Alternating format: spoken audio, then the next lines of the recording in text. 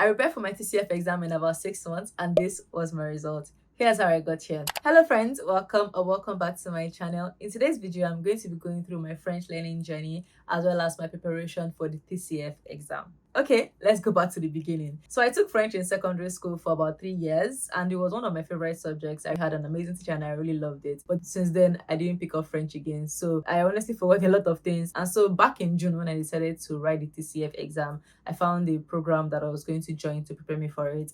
And this program, when I wanted to join them, I told them I wasn't a beginner, thinking I had some knowledge left over from what I studied back then. And so I was asked to take a placement test, which I did, and I got A2. And I was like, no, what you mean? I should be more advanced than that. And so I decided to insist on joining a B1 class, which was obviously a big mistake because I got to that class and I was hearing things like subjunctive and plus que parfait, and I was very confused. But I was the one that insisted, so I couldn't go back and be saying, oh, sorry, let me take a step back. And I also put myself on a clock back then that nobody asked me to put myself on. And, I was thinking I had this thing fast. And so I ended up just staying there and wasting my money. So when August came around, I decided to become very serious and actually enroll in a program I knew that was going to be targeted towards preparing you for TCF exam. And I decided to start from scratch in this program. And that was the best thing I could have done for myself, honestly. Now, this was a very intense program. I decided to now put more intensity on myself by going through this program at basically 2x. My favorite thing about this program was the fact that you have to be sending reports daily. It was basically you studying by yourself. The good thing about it was just you having to be reporting every day, which ensures that you actually study every day, unlike being left to your own personal discipline. But I'm going to list some of the YouTube channels that you're required to interact with daily and some of the lessons that you get in that program as well. That was what helped me solidify my foundation in French. So like I said, I went through that program quite quickly. I did about 5 months of work in about 3 months, and when I was done with that 3 months, I was very, very burnt out and exhausted. And those were the first 3 months of me preparing for this exam. So those first 3 months, I learned a crazy amount of things. My foundation was solid,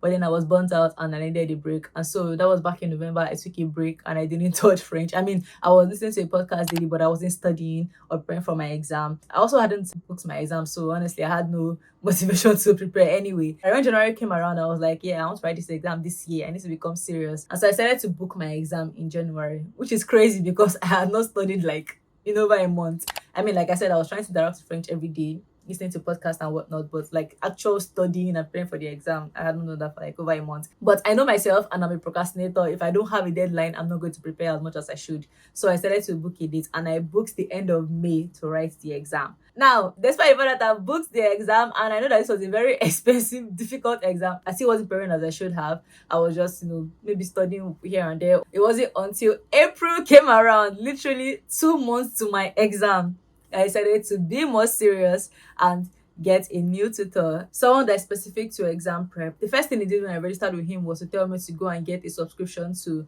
either REOC or Formation in order to prepare for comprehension oral and comprehension écrit, which was the best advice anyone could have given me. So I went to get a subscription to, I got a subscription to REOC, but I would recommend Formation instead because I used both and I prefer Formation's interface and all that. So Formation was amazing. You get access to 40 tests for comprehension oral and 40 tests for comprehension écrit, and I made sure I went through. Shout out to my friends. They were the ones that really helped me with that because I couldn't have done that on my own. I think I was taking 3 hours to be doing one comprehension écrit and 2 hours to be doing one comprehension oral until I met my 2 friends that were like, yeah, what you're doing, you're not going to finish. That's about 3,200 questions that you have to go through. So obviously there's no way I could have made that. So I met them at the beginning of May, which was so crazy because my exam was end of May, and they were like, yeah, we need to get on this quickly. I think we were doing 4 to 5 of those questions for either oral or écrit. We were doing 4 to 5 a day, and it was so helpful in the exam. Side note, I have a video on my experience of the exam day coming out very soon. You're not going to want to miss it. I go through every single thing I witnessed and experienced that day. So back to my friends, right? We went through every single one. Like I said, that's about 3,200 questions that you have to go through. After doing that with my friend, I think we did it twice, and then I on my own, I did it about twice again. That's so many times. You have to do that calculation. That's 3,200 times 4, right? Now with my coach, first thing we did was for us to go through every single grammar rule that is very important for you to do in your exam. We did all of that, and then we started now preparing for each task specifically. There are 3 tasks for the writing. The first one is, I think, an informal email, or there are a lot of categories. I'll write them on the screen, but the one that I remember very well that I practiced a lot was an informal email, or it could be a formal email, but a short email, basically giving information. Then the second one is usually probably an experience. So it's usually a letter format. I'm going to write specifics on the screen. I actually can't remember, it's been so long. But anyway, it's like a more formal letter, while the third one is basically comparing two texts. And so me and my coach who came up with, actually I came up with like templates, and then he'll check it to see whether it's like up to par, up to standard, basically stuff like that. Most people will advise you not to have templates because it actually makes you sound robotic. That's the magical part about it. Templates is just a starting point. You have to use your voice at the end of the day. Templates is just to help have starting points because the time flies. The written exam time, it flies. Anyone that asks me about the written exam, how they should prepare, I tell them to try and complete their written task in about 40 to 45 minutes. That's what's going to help you, because that time is not playing and it's just going to keep going. Even if you are hesitating or you are thinking, nobody's waiting for you, the time is flying. And then the final part of the exam is the speaking. The speaking also has 3 sections. The first one is the self-introduction, just introducing yourself to the examiner basically.